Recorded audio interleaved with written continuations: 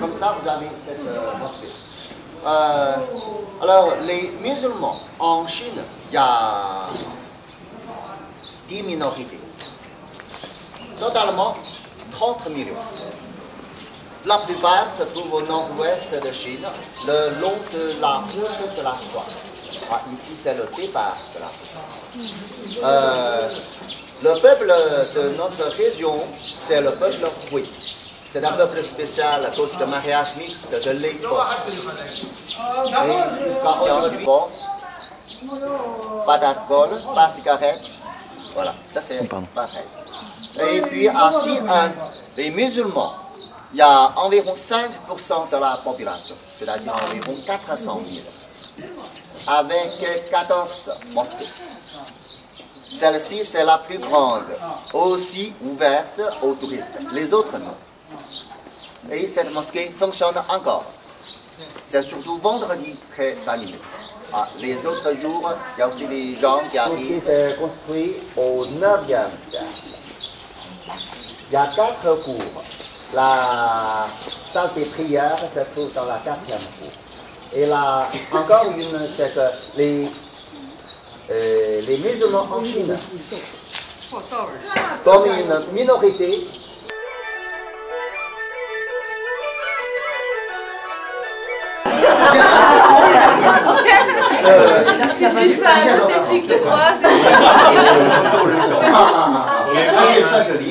c'est pour les femmes. Pour les femmes, entre les femmes. Oui, c'est pour parler à une femme. Non, pour parler. Oui, pour parler à une femme, mais c'est du familier. Hein. C'est très familier. Il faudrait pas qu'il y ait des problèmes. Hein.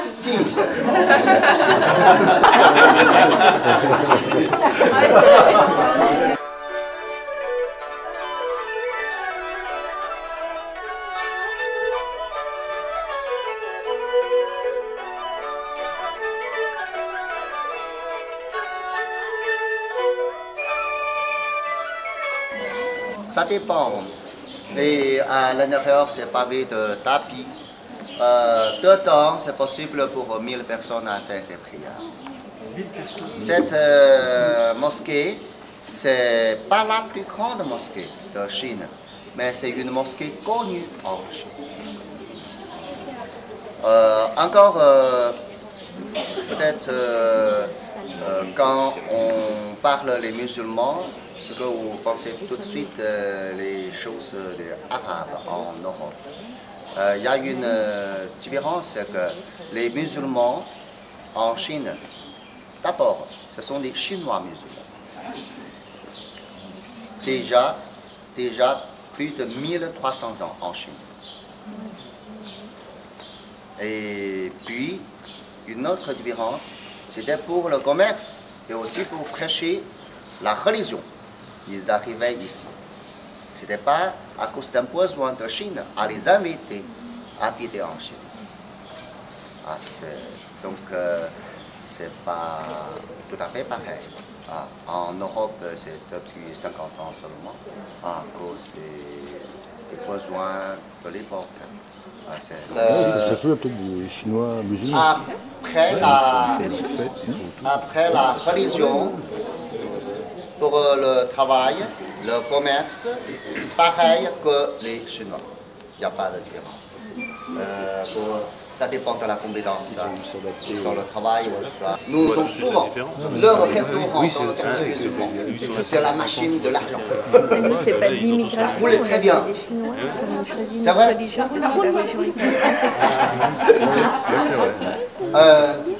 Et puis, il y a aussi mariage mixte. Ça c'est faisable, mais peut-être il y a un petit problème, c'est celui de la cuisine.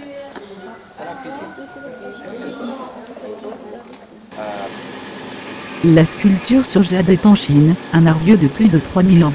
La valeur d'une œuvre sculptée dépend aussi bien de l'habileté de l'artisan que de la qualité de la pierre elle-même. Ce qu'on appelle jade en Chine relève généralement de deux minerais de composition différentes, la néphrite au nord-ouest de la Chine, et la jadéite en Birmanie. Cette dernière est connue en Chine sous la désignation de frère cuit. D'autres matières que les sculpteurs sur jade utilisent sont l'agate, le quartz, le rose quartz, le cristal, la malachite, la turquoise et le corail.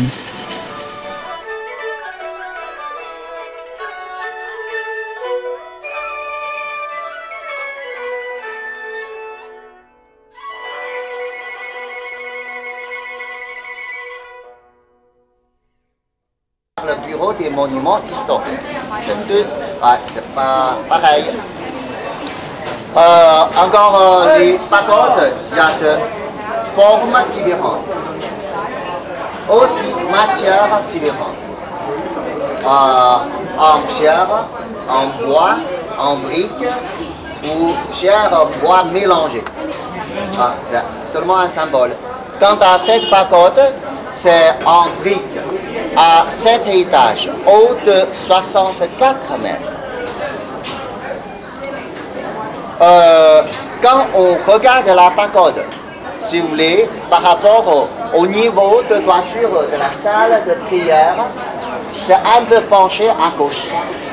La tour de Pise, on la voit pencher. Alors maintenant, quand elle n'est pas trop centrée, on reste là.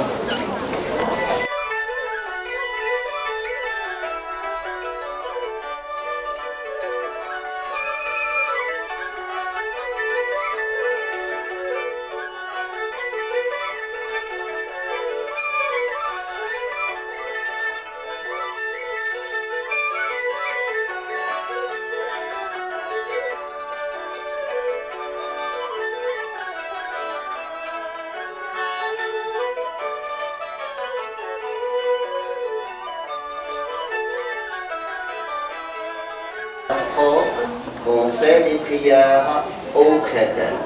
Elle a un vase avec l'eau magique.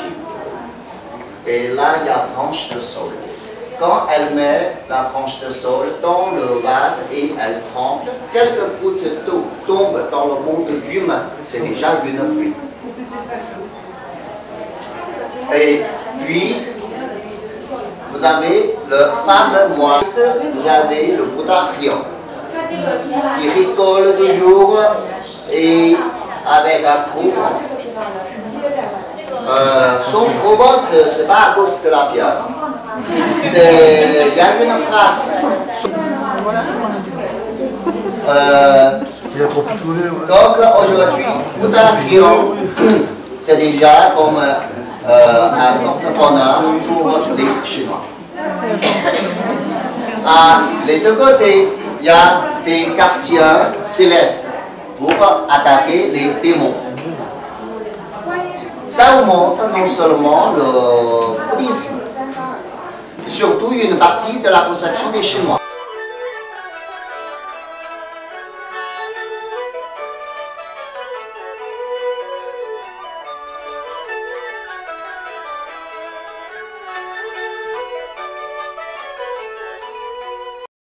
Le travail de Sakyamuni. Actuellement, c'est encore Sakyamuni qui contrôle le monde humain. Quant à lui, c'est dans le paradis de l'Ouest. Pour les Chinois, on croit que le paradis se trouve à l'Ouest, parce que le soleil se couche là.